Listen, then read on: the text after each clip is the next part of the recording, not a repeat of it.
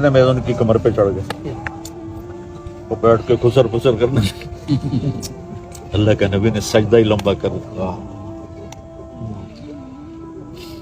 یہ نہیں ہاتھ مار کے ان کو گرا دیا ہو، سجدہ لمبا۔ جب زیادہ لمبا ہو گیا تو صحابہ کو تشویش ہو گئی کہ فوت تو نہیں ہوگی۔ تو عبداللہ بن مسعود کہتے ہیں میں نے سر اٹھا کے دیکھا تو دونوں اوپر بیٹھے ہوئے آپس میں گٹ مٹ کر رہے تھے، کہنے کہ میں نے ہاتھ آگے بڑھایا ان کو اتارنے کے لیے، ایسے سجدے میں تھے نا، تو یہاں سے نظر آیا ایک ہاتھ آ رہا ہے بچوں کے لیے، تو آپ نے یوں کیا، ایسے چھوڑ دو کچھ نہ کہو، وہ پیچھے ہٹ گئے۔ جب تک دونوں بھائی نہیں اترے آپ سجدے سے نہیں۔ تو جب آپ نے سلام پھیرا تو دونوں کو گود میں لے کر کہا کہ ابی ہما و امی لا تو ہما، میرے ماں باپ ان پہ قربان، ان کو کبھی دکھ نہ پہنچا۔ اور یہ نہیں پتا تھا کہ دونوں وہ دکھ دیکھیں گے کہ قیامت آ جائے گی۔ اتنی بری حالت ہوئی امام حسن علیہ السلام کی زہر کی وجہ سے، آنتیں کٹ کٹ کے باہر نکل رہی ہیں۔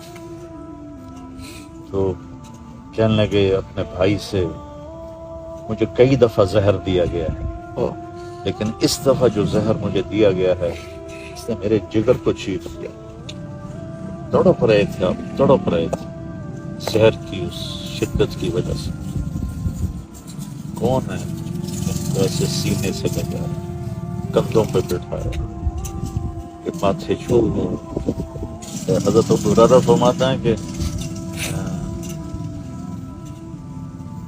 رات ہو عینی و سمعت اذنایا، میری آنکھوں نے دیکھا اور میرے کانوں نے سنا۔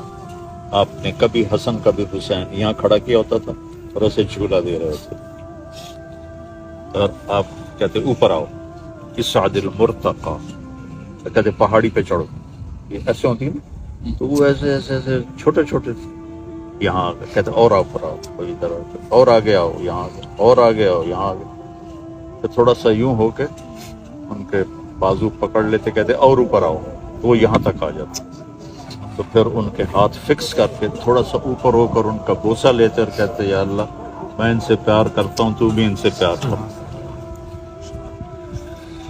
انی احبہ فاحبہ۔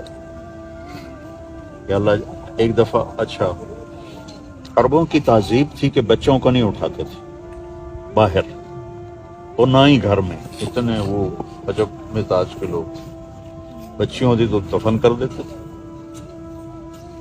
تو بچے کو اٹھانا عیب تھا، یہ ماحول ہے، پہلے اس کو سمجھو، بچے کو اٹھانا کسی بڑے سردار کے لیے عیب تھا، اور آپ سے بڑا سردار کون تھا؟ تو یہاں اٹھانے کا تو ایک معقول نظر آتا ہے نا، یہاں اب آپ ہم یہ یوسف کو اٹھاتا ہے، ابو ذر کو یہاں بٹھاتا ہے، لیکن آپ نے دونوں کو یہاں بٹھایا ہوا تھا، ایک یہاں اور باہر آ گئے، ان کو ساروں کی کھوپڑیاں گھوم گئی، یہ کیا، ایک ادھر بیٹھا ہوا، ایک ادھر بیٹھا ہوا، تو آخر ایک صحابی نہ رہ سکتے ہیں کہ یا رسول اللہ اتنا پیار، اتنا پیار؟ آپ نے فرمایا ہاں میں بھی ان سے پیار کرتا ہوں، میرا اللہ بھی ان سے پیار کرتا ہے، اور جو ان سے پیار کریں گے اللہ ان سے بھی پیار کرے گا۔ پھر آپ نے کہا یا اللہ میں ان سے محبت کرتا ہوں تو ان سے محبت فرما، جو ان سے بغض رکھیں تو بھی ان سے بغض رکھیں۔ واہ ماشاءاللہ۔ اور دونوں بچوں کو کے ساتھ کھیلتے تھے۔ آج کل کے والدین تو بچوں کو ٹائم نہیں دیتے، کاروباری اپنے کاروبار میں پھنسے ہوتے ہیں، شام کو تھکے آ رہے آتے ہیں، اور کاروبار سارے ادھار پر ہیں، ادھار پر لیتے ہیں، ادھار پر دیتے ہیں، تو جس نے لینا بھی ادھار ہو دینا بھی ادھار ہو اس کو تو نیند آ ہی نہیں سکتی، تو سکھ کا سانس لے ہی نہیں سکتا۔ تو گھر آتے ہیں تو وہ اپنے فرسٹریشن میں ہوتے ہیں، اور ماؤں کو اپنی فضولیات ہیں، کبھی ڈرامے دیکھ رہی ہیں، کبھی میک اپ کر رہی ہیں، تو بچوں کو صرف کھانا کھلا دیا، کپڑے پہنا دیا، اسکول بھیج دیا۔ لیکن میرے نبی سے بڑھ کر دنیا میں کوئی ذمہ دار نہیں ہے، ان سے بڑھ کر کسی کے کندھوں پہ بوجھ نہیں تھا، ٹھیک ہے؟ اور آپ بچوں کے لیے وقت نکالتے تھے اور ان کے ساتھ کھیلتے تھے. ایک دفعہ دونوں کی کشتی کرا رہے تھے. حسن بڑے تھے، حسین چھوٹے تھے، وہ دب رہے تھے. تو آپ کہتے حسین شاباش، حسین شاباش، زور لگاؤ. تو یہ گھر میں ہو رہا ہے، حضرت فاطمہ کے گھر. تو وہ تو ماں تھی نا، وہ بولی یا رسول اللہ آپ ساری شاباش حسین کو ہی دیتے جا رہے ہیں، حسن کو نہیں دے رہے. تو آپ نے فرمایا میرے پاس جبریل کھڑا ہے، وہ بھی حسین کو شاباش دے رہا ہے، میں بھی اسے شاباش دے رہا ہوں. تو کتنے عظیم لوگ، ہستیاں تھیں یہ. ایک زہر میں مار دیا، ایک کا گلا کاٹنا.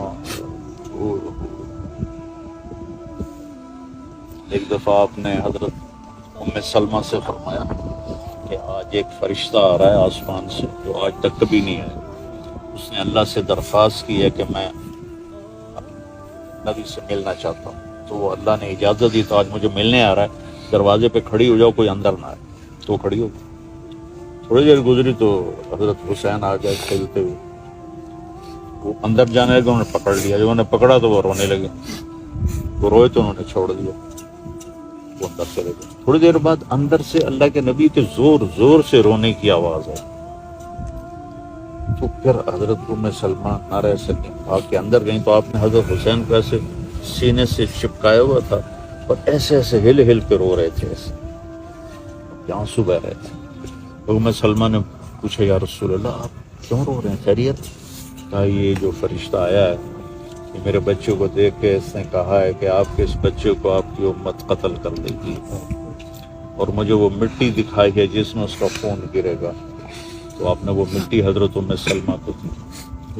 یہ وہ مٹی ہے جس کربلا کی جس میں اس کا خون گرے. تو 10 محرم کو عصر کے وقت شہادت ہوئی. تو حضرت ام سلمہ نے خواب دیکھا کہ آپ تشریف لائے ہیں اور مٹی مٹی سارا سر گردالو، داڑھی گردالو، کپڑے گردالو. یا رسول اللہ کیا ہوا، آپ کا یہ حال کیسے ہے؟ کہا حسین کو قتل ہوتے دیکھ کے آ رہا ہوں. وہ گھبرا کے اٹھی اور مٹی کو دیکھا تو خون آلود ہو چکا. محرم ہمیں یہ یاد دلاتا ہے کہ ہم دنیا میں آزاد نہیں ہیں. اگر امام حسین چاہتے تو ایک بول پہ سب کچھ مل جاتا، کیا مشکل تھی؟ اگر کسی ظالم کی بیعت کوئی کر لے تو کوئی کافر تو نہیں ہوتا تھا. یزید ظالم تھا، اس کی بیعت عام آدمی کے لیے تو ٹھیک تھی. حسین ایک نمونہ تھے، اور آل رسول تھے. انہوں نے آگے نمونہ بننا تھا. ایک پیغام دیا کہ حسین جیسی جان بھی ہونا، اس کو اللہ کے نام پہ قربان کرنا سستا سودا. ہماری تو جانوں کی کوئی قیمت ہی نہیں ہے، ہم گندگی کے کیڑے جیسے لوگ ہیں. لیکن اگر حسین جیسا، جب جنگ سے پہلے نا آنکھ لگ گئی، خیمے کے باہر بیٹھے ہوئے تھے، آنکھ لگ گئی، آنکھ کھلی تو ہنسنے لگے. تو حضرت زینب، حضرت علی کو جو اللہ نے فصاحت دی تھی نا، قوت بیان، وہ بیٹی کی طرف آیا. حضرت زینب قوت بیان شہزادی تھے جیسے حضرت علی. تو کہنے لگے کیوں ہنس رہے ہو، یہ کوئی ہنسنے کا موقع ہے، موت سر پہ کھڑی. تو کہنے لگے بہن ابھی اللہ کے نبی خواب میں آئے تھے اور فرما رہے تھے بیٹا میں آپ کو لینے کے لیے آ چکا ہوں، میں آپ کو لینے کے لیے آ چکا ہوں. ان کے لیے مرنا کون سا مشکل تھا. کوئی شمر نے کہا نا کہ ہم سب کی گردنیں اڑا دیں گے. تو حضرت امام حسین علیہ السلام نے ہنس کے کہا بالموت تخوفنی، بیوقوف مجھے موت سے ڈراتا ہے. بالموت تخوف، کیا تم مجھے موت سے ڈراتے ہیں؟ موت تو ہمارے لیے راحت ہے. اگر اللہ چاہتے، اگر امام حسین چاہتے تو وہ ہاں کر دیتے، تو بچے بھی سلامت، اولاد بھی سلامت، گھر بھی سلامت، جان بھی سلامت، اور ان کا دین بھی سلامت. ان کو تو جنت کے سرداروں کی جو بشارت ملی، آپ نے کہا حسن حسین جنت کے نوجوانوں کے سردار. تو یہ بشارت ان پہ شہادت کی وجہ سے نہیں ملی تھی، وہ تو بھی ماں کا دودھ پیتے تھے اور جنت کی سرداری مل گئی تھی. وہ تو یزید کی بیعت بھی کر لیتے تو جنت کی سرداری کوئی مسئلہ نہیں تھا. پہلے ہی طے ہو گیا تھا سارا، لیکن ایک پیغام دیا امت کو۔ مولانا ابوالکلام آزاد نے لکھا ہے کہ یہ دین قربانیوں سے چلتا ہے، تو پہلی قربانی اسماعیل نے دی اور چھری کے نیچے آ گیا، لیکن اللہ نے چھری کو چلنے سے روک دیا، نہیں چلی۔ پھر دوسری قربانی حضرت عبداللہ پہ آئی، ان کے والد ان کو ذبح کرنے جا رہے تھے، تو 100 اونٹوں کو دے کر ان کے گردن سے چھری ہٹا دی گئی، لیکن چھری نے چلنا ضرور تھا۔ جب حسین کی باری آئی تو چھری چل رہا،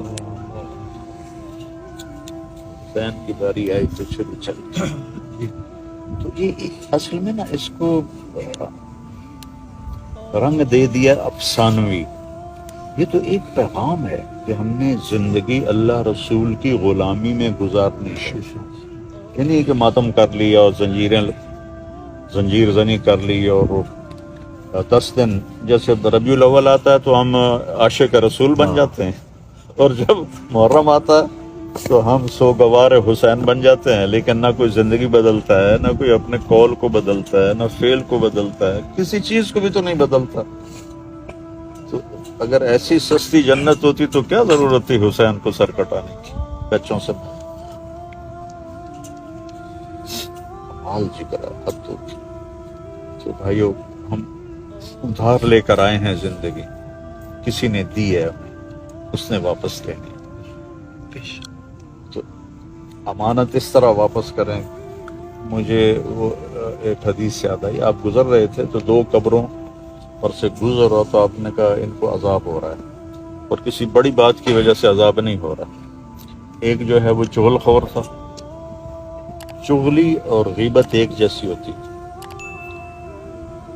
غیبت میں صرف اس کی برائی مقصود ہوتی، اور چغلی میں ان کو آپس میں لڑانا مقصود ہوتا ہے۔